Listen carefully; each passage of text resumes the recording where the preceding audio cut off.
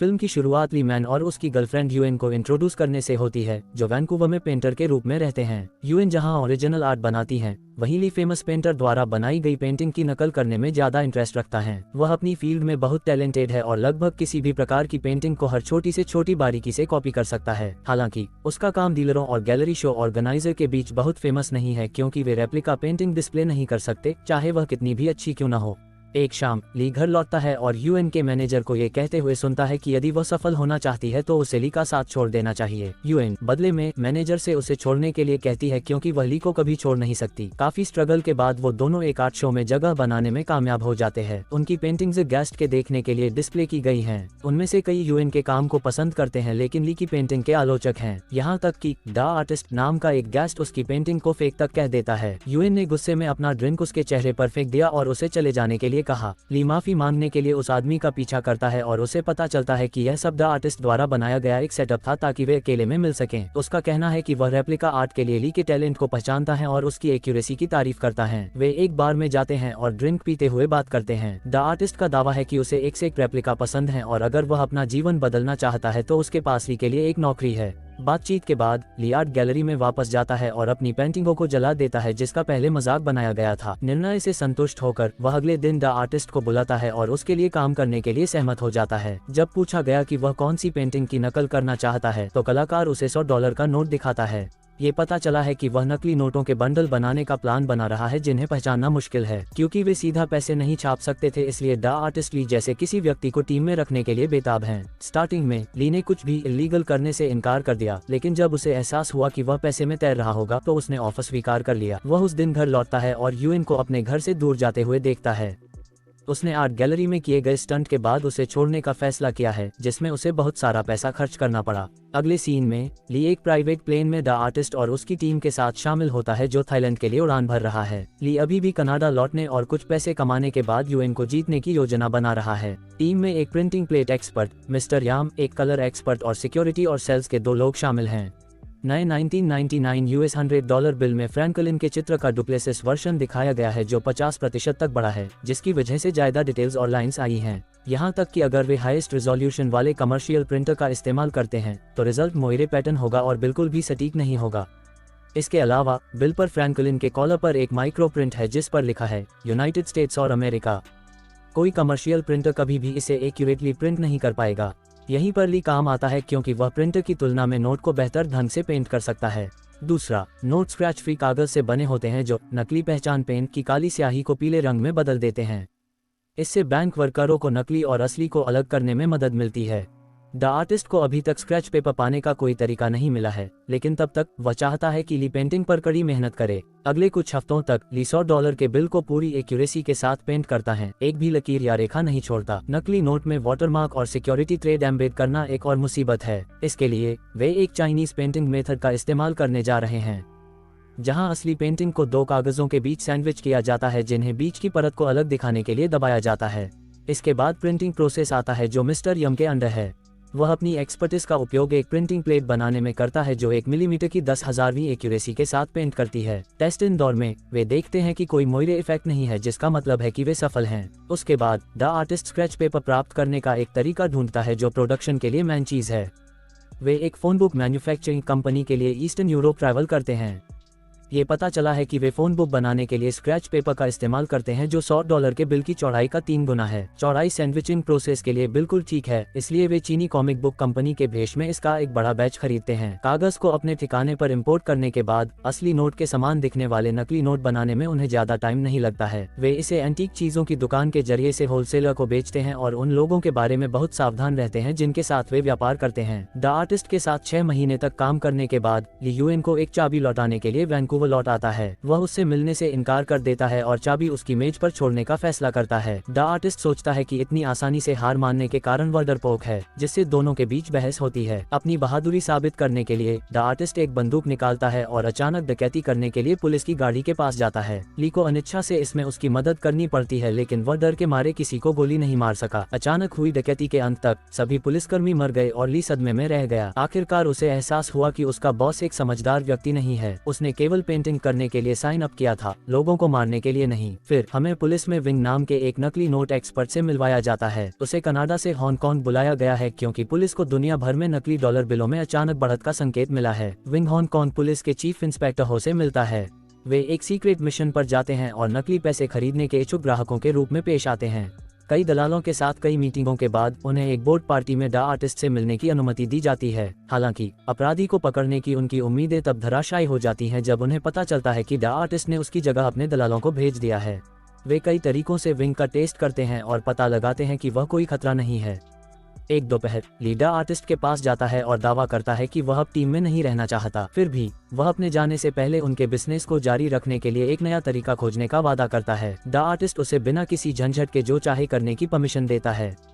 अगले सीन में हम टीम को दुनिया भर की यात्रा करते और इंटरनेशनल लेवल पर अपना पैसा बेचते हुए देखते हैं। मुनाफा बेतहाशा है और उनके माल की मांग भी बेतहाशा है। फिर उन्हें Thai crime boss the General से सबसे ऊंची बोली मिलती है। वह एक बिजनेस मीटिंग के लिए डा आर्टिस्ट और उसकी टीम को अपने ठिकाने पर बुलाता है, लेकिन ये पता चला कि जनरल ने डा आर्टिस्ट के पिता को बहुत पहले मार डाला था। इसलिए डा आर्टिस्ट यहाँ है बिजनेस के लिए नहीं बल्कि जनरल को मारने के लिए। वह ली से अपने जैकेट में बॉम्ब्स को ट्रिगर करने के लिए कहता है, लेकिन डरपोक ली मना कर देता है। कुछ सेकंड बाद एक कार में विस्फोट हो जाता है और गोलीबारी शुरू हो जाती है। सारा नाम की नकली मनी एक्सपर्ट को छोड़कर जनरल की टीम के सभी लोग मारे गए। आग लगने के बाद वह मरने वाली थी, लेकिन ली ने उसे बचा लिया। ग्रुप के चले जाने के बाद उसकी देखभाल की जाती है और उसकी एक्सपर्टीज के कारण उसे टीम में इनवाइट किया जाता है। ली उसकी देखभाल करता है और दोनों के बीच दोस्ती हो जाती है। इस बीच डा आर्टिस्ट उसे ली की एक्स गर्लफ्रेंड के नाम यूएन से एक नकली आईडी देता है। उस घटना के बाद टीम बिजनेस से 1 साल का ब्रेक लेती है। इस दौरान ली और डा आर्टिस्ट यूएन से मिलने और उसे जीतने के लिए वैंकूवर वापस जाते हैं। अब तक वह अपनी सैकड़ों पेंटिंग बेचकर एक फेमस आर्टिस्ट बन चुकी हैं। हालांकि चीजें मुश्किल में पड़ जाती हैं जब उन्हें पता चलता है कि उसकी अपने मैनेजर से सगाई हो गई है। डा आर्टिस्ट चाहता है कि ली अपने प्यार के लिए लड़े, लेकिन वह पहले ही हार मान चुका है। अगले सीन में वे एक नौव पर सवार होकर अंडरकवर पुलिस अफसर विंग के साथ एक बिजनेस मीटिंग के लिए जा रहे हैं। डा आर्टिस्ट ग्राहक के बारे में अपनी रिसर्च करता है और उसकी असली पहचान के बारे में पता लगाता है। उसे ये भी पता चला कि पुलिस उन्हें ढूंढने में कामयाब थी क्योंकि प्रिंटिंग एक्सपर्ट मिस्टर याम ने नियमों को तोड़ा और नकली पैसे से एक घड़ी खरीदी। जैसा कि उन्होंने तय कर लिया था, अब उनकी गलती के लिए उनके परिवार को मारना होगा। मिस्टर याम अपने परिवार की जान की भीख मांगता है, लेकिन द आर्टिस्ट उसे गोली मार देता है। ली उसे रोकने की कोशिश करता है लेकिन हार जाता है। उसके बाद टीम विंग से मिलती है जो इस बात से अनजान है कि वे उसकी असली पहचान जानते हैं। एक बार जब वे एक बंद कमरे में होते हैं तो डा आर्टिस्ट ली से विंग को मारने के लिए कहता है, लेकिन वह मना कर देता है। अंत में उसे खुद ही काम करना पड़ता है। ली को हत्या के डर से छुटकारा दिलाने के लिए डा आर्टिस्ट ने यूएन और उसके मंगेतर का अपहरण कर लिया है। वह ली को एक बंदूक देता है और उन्हें मारने के लिए कहता है क्योंकि उसके लिए उन लोगों को मारना आसान होगा जिनसे वह नफरत करता है। हालांकि ली ने एक बार फिर मना कर दिया। गुस्से में आकर द आर्टिस्ट ने खुद यूएन के मंगेतर को मार दिया, जबकि ली यूएन को बचाता है। सारा को पता है कि इसके बाद ली की भी हत्या कर दी जाएगी। उसे याद है कि उसने बहुत पहले उसकी जान बचाई थी और उसने टीम के बाकी सदस्यों पर हमला कर दिया था। गोलीबारी में सभी मेंबर मर जाते हैं और ली आखिरकार द आर्टिस्ट को मार देता है। सारा उसे और यूएन को वहां से निकालती है और ली को एक रिजॉर्ट में ले आती है जिसे द आर्टिस्ट ने अपने लिए खरीदा था। उसे पता चला कि द आर्टिस्ट अभी भी जिंदा है क्योंकि पुलिस को कभी उसकी बॉडी नहीं मिली। एक दिन ली को पता चला कि यूएन अपने मरे हुए मंगेतर के लिए एक फ्यूनरल ऑर्गेनाइज करने वाली है। उसे शक है कि द आर्टिस्ट उस तक पहुंच जाएगा और उसे मारने के लिए वहां होगा। सारा द्वारा उससे न जाने से रोकने के बावजूद वह फिर भी ऐसा करता है। हालांकि रास्ते में वह गलती से नकली पैसे का इस्तेमाल कर लेता है और पुलिस द्वारा पकड़ लिया जाता है। फिर उसे इंस्पेक्टर हो की हिरासत में हांगकांग ले जाया गया और पूछताछ की गई। ली को डर है कि अगर उसने द आर्टिस्ट की पहचान उन सबको बताई तो उसे मार दिया जाएगा, इसलिए वह हर बात पर चुप रहता है। कुछ दिनों बाद यूएन उससे मिलने आती है और उसे पुलिस की मदद करने के लिए मना लेती है। वे एक समझौते पर सहमत हुए कि द आर्टिस्ट की पहचान और आपराधिक इतिहास का खुलासा करने के लिए ली को विटनेस प्रोटेक्शन में रिहा कर दिया जाएगा। उसके बाद ली ने पुलिस को अपने पास्ट के बारे में सब कुछ बताना शुरू कर दिया। यूएन के साथ अपने रिश्ते से लेकर वह कलाकार से कैसे मिला, पैसा बनाने की प्रक्रिया, वह समय जब उसने पहला मर्डर देखा और भी बहुत कुछ। सब कुछ बताने के बाद वह पुलिस को उसकी टीम के बचे हुए 2 लोगों सारा और द आर्टिस्ट के स्केच बनाने में भी मदद करता है। दिन के आखिर तक ली और यूएन को बाहर सुरक्षा के साथ एक होटल में छोड़ दिया गया। अब जब उनके पास द आर्टिस्ट की तस्वीर है तो पुलिस तुरंत उसकी तलाश शुरू कर देती है। जब वे वहां थे, इंस्पेक्टर हो ने पुलिस हेडक्वार्टर में ही उसे एक पुलिस ऑफिसर के वेश में देखा। वह और उसकी टीम उसे गिरफ्तार कर लेती है और पता लगाती है कि वह आदमी कई सालों से पुलिस अफसर है और द आर्टिस्ट बिल्कुल भी नहीं हो सकता है। यह अजीब है क्योंकि वह शुरू से ही द आर्टिस्ट का रोल निभा रहा था। तब पता चला कि पुलिस ऑफिसर ही वह आदमी था जिसने ली को थाईलैंड से हांगकांग लाने में हो की मदद की थी। ली ने रास्ते में उसका चेहरा देखा था और उसे याद आ गया। फ्लैशबैक में दिखता है कि ली और द आर्टिस्ट एक ही लोग हैं। ली ने इस असलियत से बचने के लिए अपने मन में द आर्टिस्ट को जन्म दिया कि वह एक भयानक व्यक्ति है। हर बार जब वह द आर्टिस्ट द्वारा किए जा रहे अपराधों से डरा हुआ होता था तो ली ही उन्हें अंजाम देता था। वह वही व्यक्ति था जिसने घड़ी खरीदने के लिए मिस्टर यम और उसके परिवार की हत्या कर दी थी। आखिरी गोलीबारी में उनकी टीम के ज्यादातर लोग मारे गए, जिसमें उसने ही यूएन के मंगेतर की हत्या की थी और गोलीबारी उनके बीच स्ट्रगल के कारण हुई थी। एक और झटका तब लगता है जब हमें पता चलता है कि जो लड़की ली को जमानत देने आई थी वह यूएन नहीं बल्कि सारा है। वह ली की इतनी दीवानी थी कि उसने प्लास्टिक सर्जरी करवाई क्योंकि उसका चेहरा जल गया था। सर्जरी के बाद वह यूएन जैसी ही दिखने लगी। वह अपने प्रेमी को बचाने आई थी और दोनों पहले ही गार्ड को मारकर होटल के कमरे से भाग चुके थे। अगले सीन में हम कपल को बिस्तर पर एक साथ देखते हैं।